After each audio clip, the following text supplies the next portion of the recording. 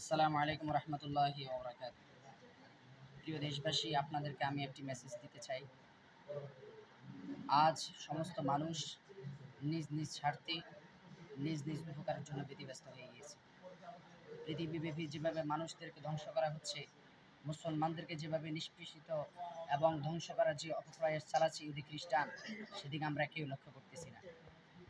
আজ মানবতার পক্ষে কথা বলনেওয়ালা America, the most terrorist of America এবং তার জারক সন্তান ইসরায়েল যেভাবে শিশু, নারী, বৃদ্ধদেরকে অতর্কিতভাবে ধ্বংস করছে, তারা পৃথিবীবাসীকে বলে দিতে চায় পুরো মানুষকে আমরা পৃথিবীতে টিকিয়ে রাখবো না।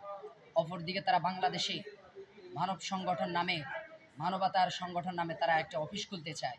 আমি আপনাদেরকে বলতে চাই, তারা যদি মানবতার পক্ষে হয়ে থাকে, তারা যদি মানুষত্বের কথা বলে থাকে, তাহলে ফিলিস্তিন আজকে কোথায়? তাদের মানবতা সংগঠন সেখানে নাই কেন? ইরাকের সাদ্দামকে হত্যা করার পরে লক্ষ লক্ষ 25 লক্ষ পর্যন্ত তারা মানুষকে ধ্বংস করেছে, সেখানে মানবতা কোথায় গিয়েছে? উইগুর নামক যে রাষ্ট্র রয়েছে চীনের, সেখানে আজকে মুসলমানদেরকে এমনভাবে ধ্বংস করা হচ্ছে, কেউ সেখানে কোনো খবর নিচ্ছে না, কোনো মানবতার সংগঠন নাই। আমি বলতে চাই, বাংলাদেশের মানবতার সংগঠন তোমরা সংগঠন করে বাংলাদেশের মানুষকে তোমরা ধ্বংস করার অপ্রয়াস চালাচ্ছ।